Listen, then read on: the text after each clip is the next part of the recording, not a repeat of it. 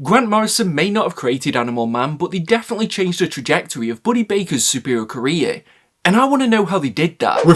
Hey guys, it's me Marcus aka the Mad Dog, and we're back with another video. Written by Grant Morrison and illustrated primarily by Chas Truog, the first issue of Animal Man was published by DC Comics in September of 1988, with the 26th and final for this run being released in August of 1990. And Buddy Baker doesn't know where his place is in the world. With more experienced and powerful heroes always getting the call first, he knows he must reinvent his image if he wants to become an A-lister. But when the role forces him to confront his morals, it will send him on a journey that will make him question his very existence. But what if the cost of those answers is higher than he bargained for?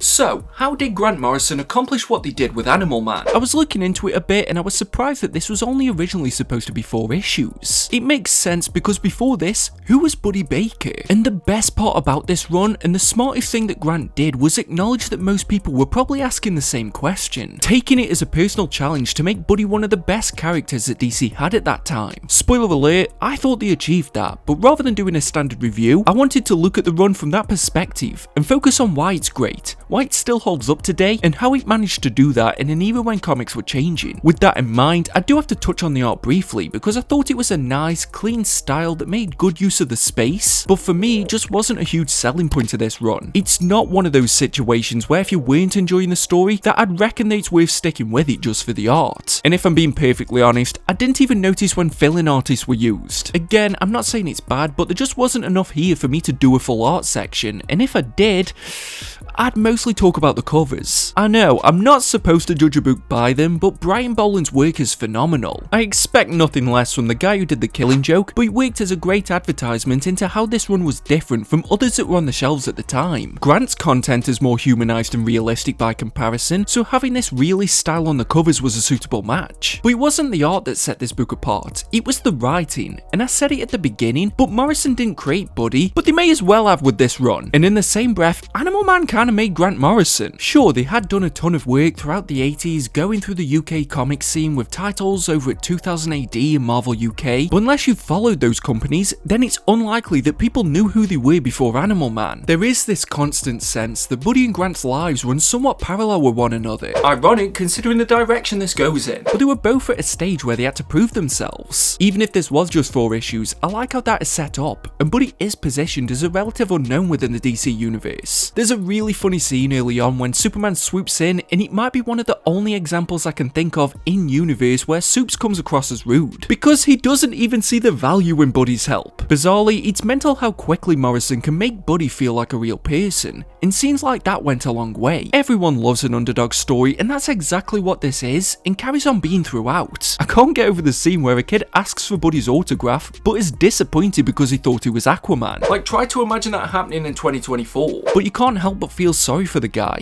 He is trying his best, but is still a nobody. I found that angle really interesting as well, that Animal Man was being positioned as an outsider, because he wasn't a big name hero pretending, but instead was trying to find a way to break in. There's a clear objective and a likeable protagonist to get behind, whilst we follow him on quite a relatable journey. Sure, there aren't many who can say they tried to join the Justice League, although I'm still waiting for a response. But we've been the new guy, the person who was underqualified but still trying the best, or just unsure where we fit in within the world. If anything, the starting point of this run does a big favour for both the main character and the reader. It throws you in at day 1, but of Animal Man, not Buddy. How he got his powers isn't as interesting as seeing how he uses them to try and get his feet on the ground. I'm not sure if that was Morrison's intention, or a byproduct of this originally only meaning to be 4 issues, but it was a definite advantage to make us care about Buddy as a human, and that's just one of the ways that made this book not feel like a product of its time. Sure, the industry had gone through a massive period of transition, with books like The Dark Knight Returns, Crisis on Infinite Earths and Watchmen, but I imagine when it was announced there was no indication that Animal Man was going to be one of the best books from this decade, which is why these early stories read like both Buddy and Grant had something to prove because they weren't household names. From a structure perspective, Morrison does that through the way the book is written, but especially when it comes to the narration, Grant does a great job of telling us what we need to know. I give this a lot of leeway because it was still during that transitionary period where creators were getting out of the habit of reminding us every single issue with countless yellow boxes of of how the title hero came to be, but Grant was making an active choice to try and present the story in the most efficient way possible. If a page is dialogue heavy, the narration lets us focus on that, but it comes back in some of the quieter scenes to guide us through. Sure, if this was coming out today, I think I'd probably say it's a bit too much in places, but taking this book at the time it was coming out, it feels like a massive improvement over comics from just a few years earlier, like the original Secret Wars. And also because it feels like when Grant does use a lot of narration, it's because he enjoys it and not because he feels he has to. And also because there's such a good linguistic quality when Grant does it. The dialogue itself feels modernized as well. This isn't littered with characters constantly reminding each other of who they are, or is afraid of letting the art carry the story. And that made Animal Man stand apart from other books of this decade, and I imagine it must have helped when it was being released. From a story perspective, Grant blended the staple tropes of regular comics from before, but melded it with a more modern approach because it was afforded that freedom without being beholden to the same expectations as a Superman, Batman, or Justice League title. That's reflected most in Buddy's first big bad guy, Bwana Beast, another obscure character from the 60s that I honestly thought had the best dumb design when he first appeared. Like, this may be the easiest cosplay a Jack dude could go for, and he had the persona to go with it. They always say that an antagonist should put up some kind of mirror to the hero, and I think Bwana did that from two angles. Firstly, they were both animal power-based characters who wanted to protect other animals, but went about it in two very different ways which caused them to come head to head. But at the same time, they're both forgotten characters that were fighting to get into the public eye and not be a forgotten relic of a bygone era. And this scene is somewhat representative of the whole run because it did subvert a ton of expectations. What on the surface looked goofy or sounded like it would never work, like a series about a hero who absorbs animal powers, fighting for animal rights, who's also fighting a villain in his pants that could have just been a standard villain of the week, had a lot more heart and depth to it because Morrison took the time to make Buddy and Bwana feel as realistic as possible and give them a humanized, grounded motivation. With this wrapping up by the 4th issue, it gives us the blueprint as to what was essential for Morrison to bring to the forefront with Animal Man. Had there not been a further 22 issues following it, we could already see what they aimed to do, but their objective was clear and now they had more room to do it. As well, if this had only been 4 issues, then it wouldn't have gotten an omnibus, which was a great way to read this. And if you want to pick this up or any other comics, then you can get them for a little bit less with the discount codes that we've got with the channel sponsor, Organic Price Books. They've got great packaging, fast shipping, and amazing customer services, and if you use code WOOFWOOF, you'll get $2 off your order. And if you're ordering 3 or more books and you want them to be delivered together, make sure you use code WOOFWOOF, ship it together for 5% off your entire order. Don't worry, you can just copy and paste them from the description down below, and you can use these codes as many times as you like. So with the book not being canned by the 4th issue, Morrison had to expand on, well, everything that he'd set up early on, but I don't think that goes as smoothly as I'd hoped. For me, some of these stories are probably my least favourite of this run. They're rarely bad, but following the zombie coyote and the hunter didn't grab me anywhere near as much as the stuff with Bwana Beast, and it was as if the absence of a famous rogues gallery was starting to haunt Animal Man. But Morrison instead decides to make a conflict the villain of the series. It's set up very early on when Buddy realises that he's being recruited by an organisation that tests on animals, which was a great way of subverting expectations, especially during this era. Just because someone's asking the hero for help doesn't mean that they're automatically the victim, and I loved how it explored that grey area with a very real wrinkle added into this abnormal scenario. Again, this works twofold because we know how desperate Buddy is, so it places him in a dilemma between doing what's best and doing what's right. And I loved that despite that, there was hardly a second thought for him. Having him be so connected to the wildlife, it would have been a betrayal of who he is to not have a problem with animal testing, even though we knew how much he was struggling to be seen as a hero to call on. So having a rather self-contained issue where Buddy's trying to convince his family to give up meat products, whilst this trucker's trying to kill an undead coyote may have been a bit on the nose with its parallels, but was doing enough to feel like it contributed to the wider scope,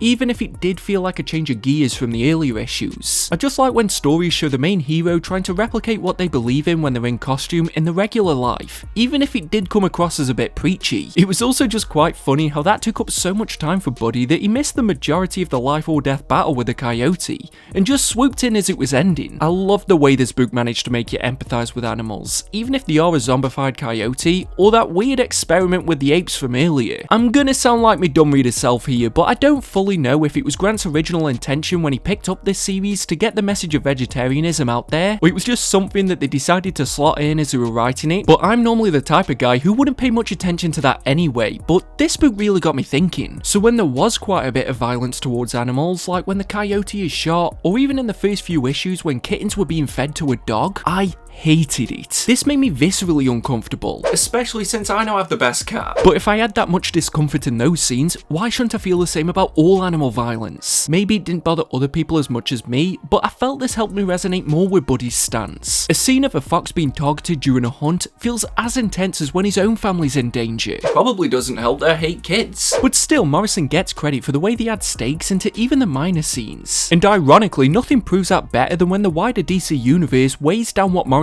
is trying to accomplish. Sure, recognizable characters, villains, or even a scene set in Arkham Asylum do help to add to the world that he's in, but there's a tie-in issue to the invasion event. Yeah, I don't know what that is either, and it felt massively out of place. I get the theory that tie-ins help sales because people want to read everything surrounding that event, but is Invasion remembered any more fondly because Animal Man had an issue connected to it? When it's still so early in the series, we're forced into an issue that spends longer with the Thanagarians than it does with the title character. Sure, yeah, I could just chalk this up as a needs-must type situation because I doubt that Morrison was desperate to throw Buddy into this event, and it does give a pretty fun battle along with a good punchline. But still, this in particular reminded me that stuff like Empire, Judgment Day, Lazarus Planet, and the countless other events that come out each year will eventually just be an obscure thing that holds up longer, more revered runs, that will make readers go, wait, what was this storyline? The issue with the Red Mask was far better in this goal. I didn't even realise it was still part of the crossover until the end, and it highlights the best way to do a tie-in, by still putting your title character's journey first. I did also get the feeling that parts of this were references to Watchmen, which is nice to see. And I said earlier about how there was a lack of a major villain for Animal Man, but that didn't stop them from bringing a fantastic issue with Mirror Master. The reason why I think this works so well here is because the entire attack takes place within Buddy's home. You're already on the back foot from the second he appears that you don't take the time to wonder where the Flash is. He can attack Buddy's kids or wife, he does call her a slag, which honestly, being from the UK myself, made this one of the most realistic fight scenes I've ever seen in comics. There was a moment in this as well when Buddy was just hiding behind his sofa, and it reminded me how much of a noob he is at this stage in his career, and it made him so endearing. Is he cut out to be a hero? What chance does he have in this world? And you can almost see those questions hitting him during this issue, yet at the same time, it was during this story when Buddy was still learning the ropes that Morrison sowed the scenes that would blossom later. This is one of those titles where it feels like more people know about the big moment than what goes on in the rest of the series. But I was impressed with how early Grant started giving us clues. A look at a computer screen or a paintbrush hovering over the page, and it's one of the only aspects where I was annoyed at how much hype this series had, even if it was fun to see how early Morrison had started putting those plans in place. This was only possible because of the freedom that came with writing Animal Man, and it's interesting when looking at Morrison's career as a whole, which is something that I'm planning on doing over the year, that they did go on to work on the big DC characters like Batman, Superman, and the Justice League, but always with that same methodology of taking the story in their planned trajectory. But I believe what we saw Morrison doing here is testing the waters in big ways that would pay off later on in the career. We also worked to enhance the story of Animal Man. There's also the storyline of Buddy's powers being somewhat temperamental and trying to learn why, which Grant manages to convey in a way that feels far more important than when Animal Man got caught up in an intergalactic invasion. Again, it's that ability to understand what level your hero's at, and I think that works best because if this was The Flash or Green Lantern, it would probably feel quite cliche. But since at this point we hardly know who Buddy is with his powers, the threat of not having them becomes far more severe. And it came at a great time as well because the Justice League had recruited him, the Martian Manhunter visited his house, so just when everything seemed to be coming together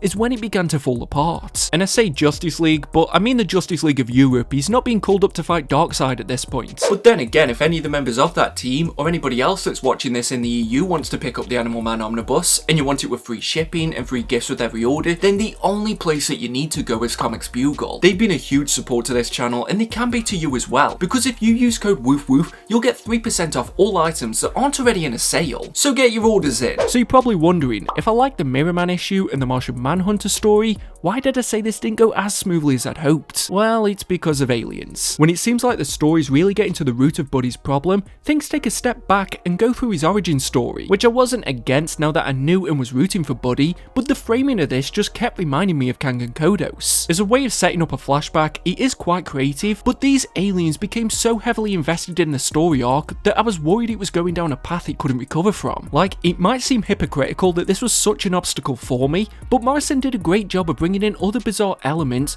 yet this felt way too forced. It was like the straw that broke the camel's back, because I enjoyed the scenes with Vixen and even learning about Buddy's past, but then you also had the psycho pirate, someone finding a page of the Animal Man comic, and then having the aliens in it was just a bit too much. I'll be real, I can't even remember what their point was in the end. They could erase people from continuity, which is cool, but I think it causes more problems than it solves. And I get the feeling that their existence is tongue-in-cheek, but again, I might speak about that in the final part of this review. But by this stage in the run, I'd really enjoyed some of the issues, and I wasn't a massive fan of others. But little did I know that Morrison was just warming up.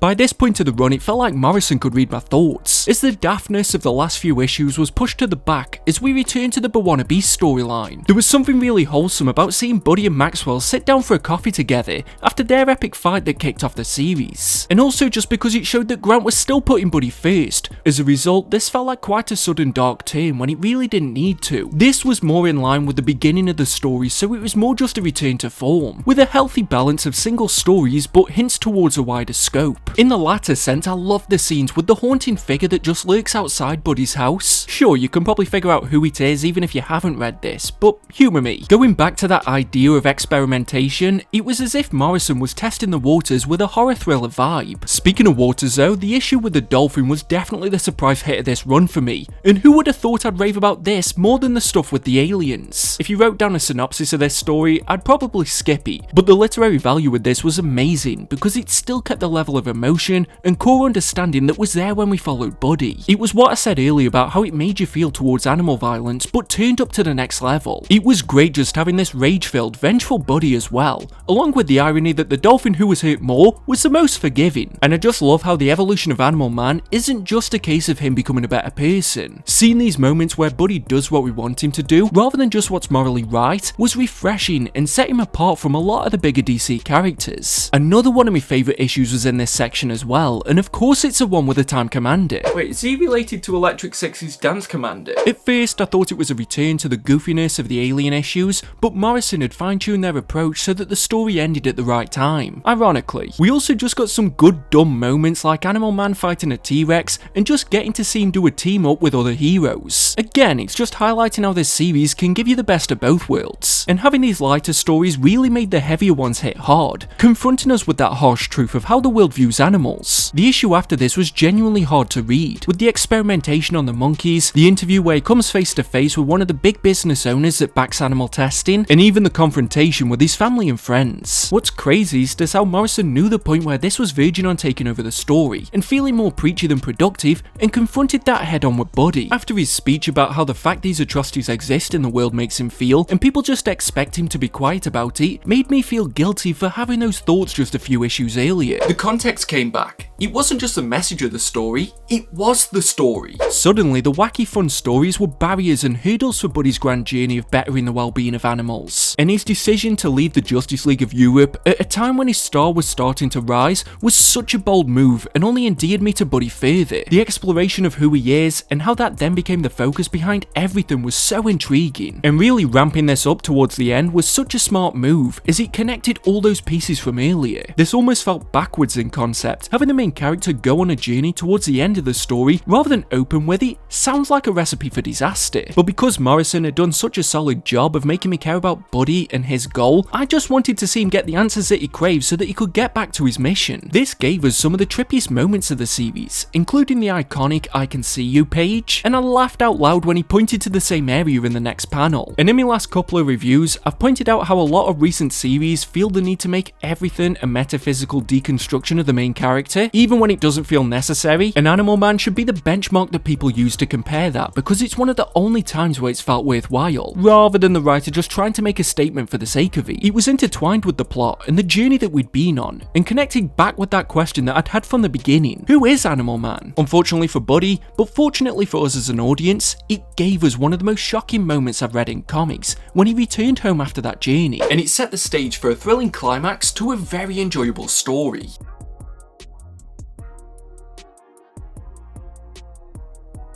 If you have watched this channel before, then you may be familiar with me saying that a book doesn't stick the landing, but honestly, the concluding issues of Animal Man were my favourites of this run. There are very few times when reading a series that's 10 years older or more where I'm genuinely surprised, but having all of Buddy's family massacred is definitely up there. Now I can't say I was the biggest fan of his wife and kids, but over the course of this book, Morrison made them feel like real people, so the murders were still tough to get through. What's worse is that Grant was great at handling the pace, so having to spend so much time with Buddy just comatose by it, unable to accept what's happened, and even just dragging out the time before the funeral was done phenomenally. Had this not focused on the human side of Animal Man, I'd probably just expect them to burrow into his heroics, use this as a distraction, so it was quite surprising to be so confronted by his new reality. They added a few scenes of Lennox to break it up, but honestly, I didn't care about that, which just speaks to how good of a job Morrison did of making us care about Buddy. I didn't even really care if he went back to being Animal Man. I just wanted the guy to be okay. As well, connecting it back to that theme with the animal violence, I just like how this didn't hold any punches either. It pretty much treated it in the same way, so I like how Morrison was connecting this back to the bigger message. And the entire tone shifted in a direction that I loved, and again, it managed to balance the wacky with the serious. But Bugman may be the worst name that I've heard for a character in a long while, and that's coming from a book that's called Animal Man. Having this team up of Mirror Master and Animal Man, but in his edgier, darker costume was a real highlight for this series, and it gave that sense that things were just accelerating the closer it got to the end. It also touched on that theme of changing our identity, which has been present throughout the entire run, because Mirror Master is that character that assaulted Buddy in his own home, and went after his wife, who's now one of the only people he can turn to. Admittedly though, the fight against Lennox was over far too quickly, and I was enjoying what we got here. The paneling and the layout of the pages was great, so even if I wasn't a massive fan of the line work, the structuring kept things dynamic and interesting. So it is just a shame that there wasn't more of this fight. Also, why does a psycho pirate keep appearing in the series that I'm reading lately? I can't find much of a connection between Morrison's Animal Man and King's Batman, but the psycho pirate's there, and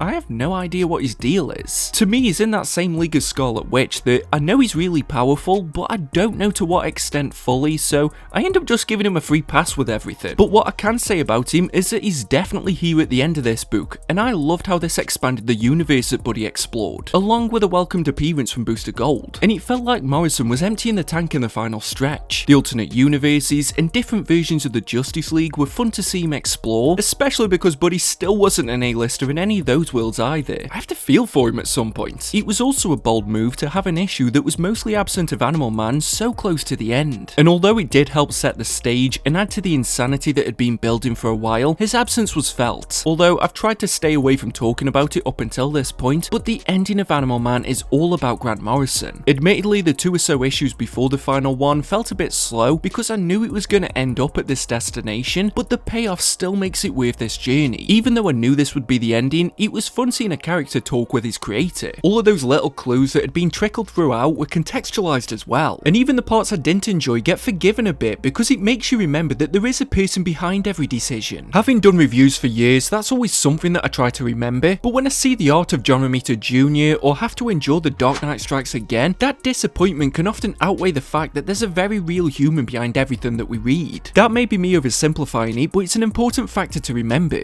and one that Animal Man puts at the forefront of this ending. Just the difference between the overly saturated comic world and the drab reality was jarring as well. Perhaps that is also to remind us how different comic worlds are from reality, and with the transition the medium was going through during this time, maybe this was Morrison trying to hold a mirror up to that, and highlight that there is a trade-off if we want to make comics more grim and realistic. I'm always concerned if I try to look deep into the message of a comic that I'm gonna sound dumb, but Animal Man forces me to think about what this book is trying to say. The conversation Buddy and Grant have about what's fair, especially when they connect it to their cat that died young, just had me asking all kinds of questions. Why do we read comics? Are they purely for escapism or reflection? And why do we become more invested the more a character has to endure? What I respected most is they didn't try to answer those questions, and in a way, it didn't feel like we got an ending. I've commented before on how every title I read seems to feel the need to be a psychoanalyst of the title character and give some answers so that the writer can feel like they've left a mark. Yet Morrison isn't afraid to leave the questions to linger. They speak on the decision to make Buddy's world more violent, but not if that that was a mistake, just it's the direction they went in. If anything, this conversation feels just as relevant today as it probably did when it was first released. The dark, realistic and gritty vibe is the norm now, and it's more of a spectacle when a series has that wacky Silver Age tone. And who's to say if that's a good or a bad thing? Or is it just the way things evolve? And maybe in another 30 years, the landscape will be different yet again. But thinking about this within the run as a whole, it's fun how Morrison is positioned as the mastermind behind everything, and comes across as cold and unforgiving, but I'm reluctant to call them a villain. At the end of the day, this was just their job, that they had to create something for entertainment, and they definitely achieved that. But at what cost? The best part about it is that their confrontation resulted in just a conversation, rather than it needing to be an epic battle. And I like how it's immediately established that even though Buddy could overpower Grant, it's a very futile move. It is a bit of a disappointment how cleanly things went back to normal, but the penultimate issue even mentioned that a Deus Ex Machina was coming up, and that's exactly what we got. So I don't even know how annoyed I can be by it, or what other outcome I was hoping for. But looking at that question that I used to frame this review of how did Morrison turn Animal Man from zero to hero,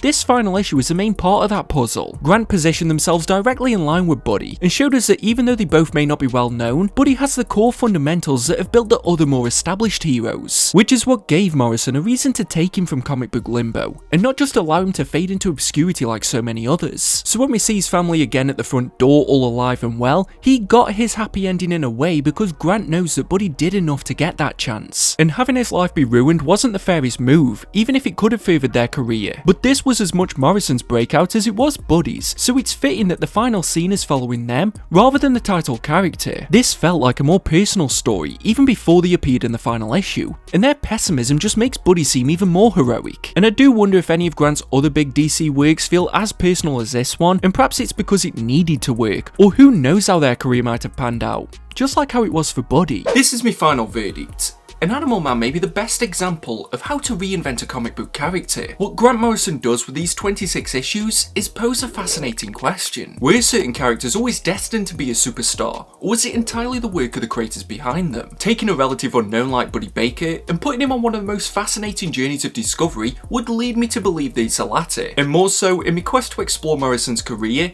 it's interesting to see just how important this was for them to hone their craft and also experiment in a low-risk environment within the DC universe. But despite there not being as much at stake as if they were writing Batman or Superman, Grant still took every risk that they could, and it shows on the page. There is so much heart, imagination and ingenuity that goes into these issues that it deserves to be remembered as fondly as it is. The linguistic quality of the writing sets it apart from other books of the time, beyond just being a part of the British invasion. And although the art didn't blow me away, the framing and the structuring of the pages carried the pace so well. It may mostly be remembered for how it broke the fourth wall, but there's so much more to Animal Man, and it's one of those books that's worth going back to read today. And I think any fan of the medium, even if you've read this before, will still have a great time with it because of how it deconstructs the essence of being a superhero, along with the comic landscape itself. I've blabbed about it long enough, but if I had to sum it up in one sentence,